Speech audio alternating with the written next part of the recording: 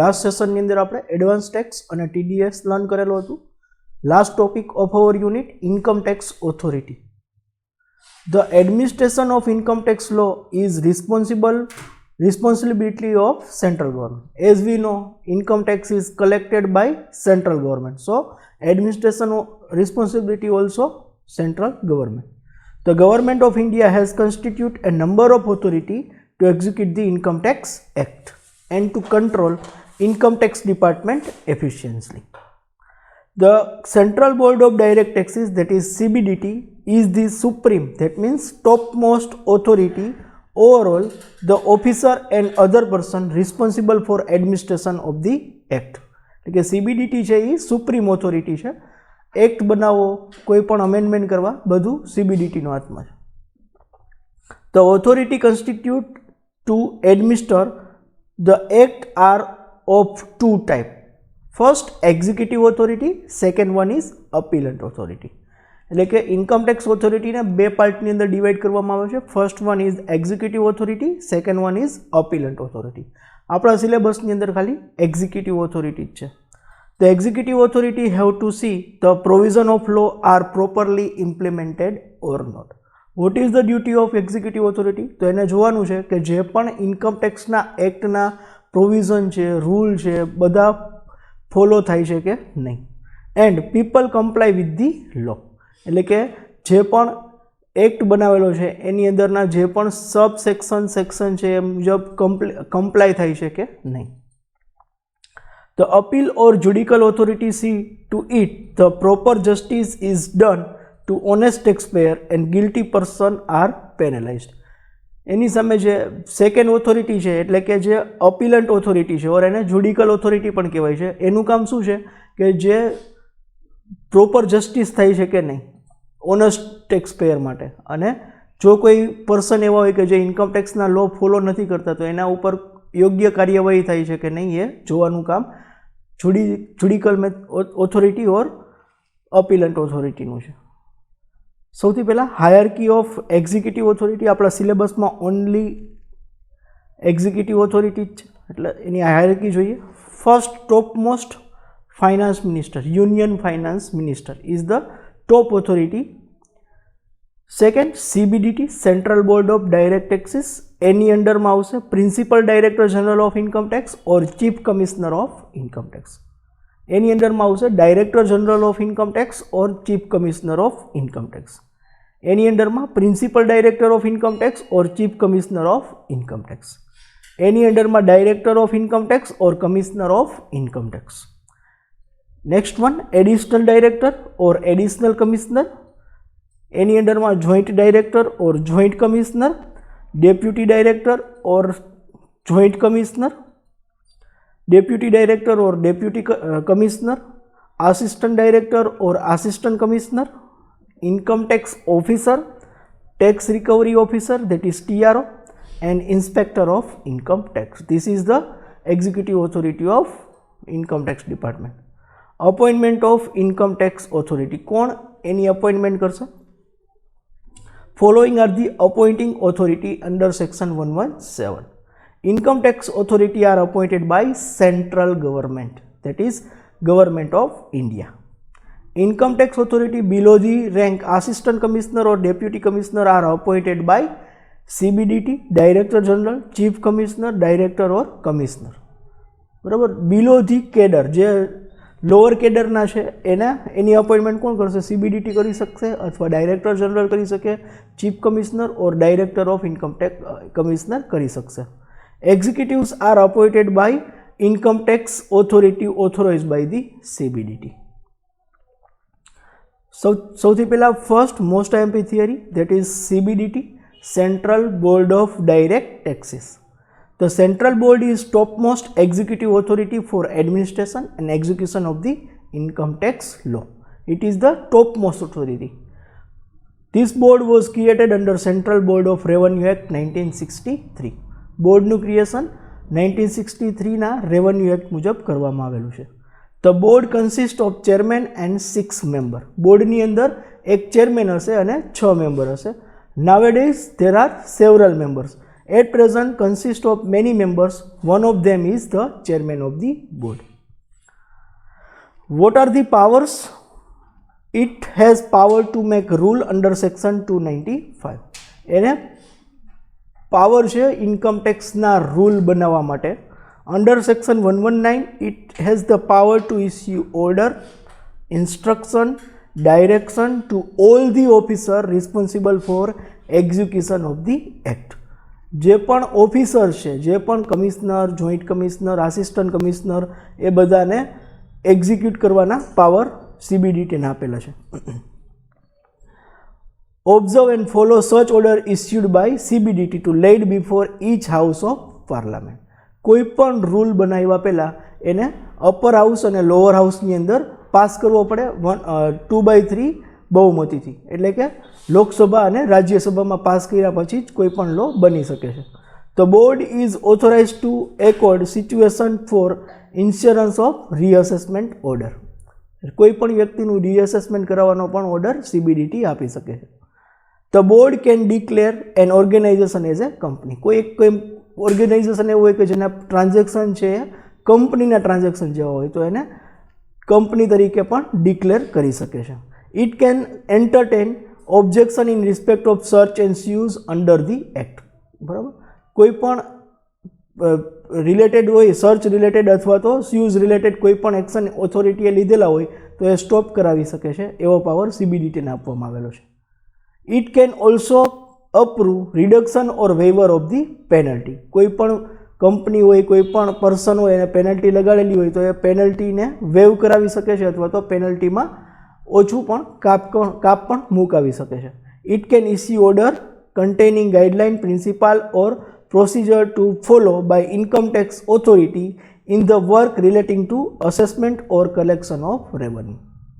However, board has no power to issue order, instruction or direction so as interfere with the distinction of appellant, assistant commissioner or commissioner of appeal in exercise of appeal function. પણ board કોઈ પણ અપીલન્ટ authority છે એને આપેલા ડિસિઝન્સની અગેન્સ્ટમાં કોઈ પણ actions લઈ શકતું નથી. તો this is the CBDT, central board of direct taxes. Second, Director General of Income Tax or Chief Commissioner of Income Tax. Who appoint this? Central government appoint Director General who are required to perform such function as may be assigned by the CBDT. એટલે કે એની recruitment કોણ કરશે? તો કે director જનરલની recruitment central government કરશે અને CBDTએ જે પણ એને વર્ક અસાઇન કર્યું છે એ વર્ક એને કરવાનું રહેશે. Which are the powers of the Director General of Income Tax? To give instruction to assessing officer. Assessing officer છે એને ઇન્સ્ટ્રક્શન આપી શકે છે. To inquiry or investigate in concealment of income. કર ચોરીની બાબતમાં કોઈ પણ ટાઈપની ઇન્ક્વાયરી અથવા તો ઇન્વેસ્ટિગેશન કરાવી શકે છે. To search or seize. જાણકારી મેળવી શકે છે, સર્ચ કરી શકે છે, જપ્તી કરી શકે છે. To make survey. કોઈ પણ ટાઈપનો સર્વે મીન્સ જ્યારે કેપિટલ ગેઇન રિલેટેડ કોઈ પણ ટ્રાન્ઝેક્શન હોય તો જે પણ કેપિટલ અસેટ્સ છે એનું એ સર્વે કરાવી શકે છે, market survey. To make any inquiry, કોઈ પણ ટાઈપની ઇન્ક્વાયરી કરાવી શકે છે. This are the powers of director general of income tax. Second, commissioner of income tax. Appointment of commissioner. The central government appoint commissioner of income tax. He is the head of income tax administration of specified area and this area is usually state. એટલે કે દરેક state wise income tax કમિશનરની appointment કરવામાં આવે છે. In case જો workload વધારે હોય તો એક સ્ટેટની અંદર એક કરતાં વધારે પણ કમિશનર હોઈ શકે છે. If the workload of particular state is heavy, 2 or more commissioner may be appointed. Say for example Gujarat and Maharashtra. બરાબર, જો કોઈ સ્ટેટ હોય એની અંદર ટર્નઓવર વધારે હોય, કામ વધારે હોય, કામનું ભારણ વધારે હોય તો એવા સ્ટેટની અંદર એક કરતાં વધારે પણ કમિશનર ઓફ ઇન્કમ ટેક્સની અપોઇન્ટમેન્ટ થઈ શકે છે. The commissioner work under the control and supervision of the board. Direct CBDTની અંડરમાં એને વર્ક કરવાનું રહેશે. Powers of commissioner. To appoint income tax officer and also inspector of income tax. That means કે ઇન્કમ ટેક્સ ઓફિસર ITO અને income tax કમિશનરની recruitment કોણ કરી શકે છે? Commissioner of Income Tax. The Income Tax Assistant Commissioner and Income Tax Officer work under his direct control and supervision. Assistant Income Tax Commissioner અને Income Tax Officer direct એની અંડરમાં work કરવાનું, એની કંટ્રોલમાં work, એના સુપરવિઝનમાં work કરવાનું રહેશે. They have to observe the instruction issued by the commissioner. Commissioner જે પણ instruction આપશે એને ફોલો કરવાની રહેશે. To transfer any case from one income tax officer to another income tax officer. એટલે કે કોઈ એક ઇન્કમ ટેક્સ ઓફિસર પાસે કોઈ એક કેસ છે, એ કેસ છે એ બીજા ઇન્કમ ટેક્સ ઓફિસરને ટ્રાન્સફર કરવો હોય તો એની સત્તા પણ કમિશનર પાસે છે. Of the civil court under Code of Civil Procedure regarding discovery and inspection, production of books of account, issuing commission, etc. બરાબર, કોઈના બુક્સ ઓફ અકાઉન્ટ જોઈ શકે છે, ઇન્સ્પેક્શન કરી શકે છે, એને રિગાર્ડિંગ કોઈ પણ કાર્યવાહી કરવી હોય તો કરી શકે છે. To waive or reduction any penalty interest levied by the income tax officer. Income tax કમિશનરને પણ સત્તા આપવામાં આવેલી છે કે ઇન્કમ ટેક્સ ઓફિસરે જે પણ પેનલ્ટી લગાડેલી છે એમાં વેવ એટલે કે જતી કરવી અથવા તો રિડક્શન એટલે કે એમાં ઓછી કરવાની સત્તા છે. To allow income tax officer to issue notice for assessment in such case where the time limit of 4 years has expired. Normally 4 યરની ટાઈમ લિમિટ હોય કોઈ પણ કેસ માટેની, પણ જો 4 યર કરતાં વધારે એનાથી આગળના કોઈ યરનું અસેસમેન્ટ કરવું હોય ઇન્કમ ટેક્સ ઓફિસરને તો એને સૌથી પહેલાં ઇન્કમ ટેક્સ કમિશનરની પરમિશન લેવી પડે. એ સત્તા કમિશનરને આપવામાં આવેલી છે. To make any inquiry under the act. Income tax act related કોઈ પણ ટાઈપની ઇન્ક્વાયરી કરાવી શકે છે. To direct income tax officer to make an appeal to appellant tribunal against the order of AAC. Appeal assistant commissioner. Appeal assistant કમિશનરની અગેન્સ્ટમાં appeal ટ્રિબ્યુનલની અંદર કોઈ પણ અપીલ કરવી હોય તો ઇન્કમ ટેક્સ ઓફિસરને ડાયરેક્શન આપે છે. To authorize the income tax officer to withhold the refund under certain circumstances or can set off the amount of refund due to any person against areas of tax due from such person. કોઈ એક પર્સનનું current યરની અંદર refund હોય, previous યરની અંદર tax payable હોય તો એ adjustment કરવાની સત્તા પણ ઇન્કમ ટેક્સ ઓફિસરને ઇન્કમ ટેક્સ કમિશનરને આપવામાં આવેલી છે. Second, deputy commissioner of income tax who appoint. They are appointed by central government itself. What are the powers and function of deputy commissioner? The main function of such deputy commissioner is to detect tax evasion and supervise subordinate officer. એટલે કે એની અંડરમાં જે પણ officer છે એને supervise કરવાના અને એનું main કામ છે ટેક્સ ઇવર્ઝન એટલે કે કર ચોરી પકડવાનું. They are empowered to accord approval to adopt fair market price as full consideration for transfer of capital assets in case of understatement of its value. જ્યારે કેપિટલ ગેઇનનો કેસ હોય, મિલકતને જે ઓછી કિંમતે દેખાડેલી હોય ત્યારે ફેર માર્કેટ વેલ્યુ માટે એક કન્સિડરેશન કઢાવી શકે છે. They are authorized to approve order of additional to tax on undistributed profit to instruct the income tax officer to exercise all power of income tax officer. એટલે કે જ્યારે કોઈ કંપની છે એને અનડિસ્ટ્રીબ્યુટ પ્રોફિટ ઉપર કોઈ પણ જે પણ પ્રોવિઝન છે ઇન્કમ ટેક્સ એક્ટના એ મુજબ ડિક્લેર ન કરેલો હોય તો એવા કેસની અંદર એ ઇન્કમ ટેક્સ ઓફિસરને ઇન્સ્ટ્રક્ટ કરી શકે છે. To hear and examine draft assessment order to cancel registration et cetera.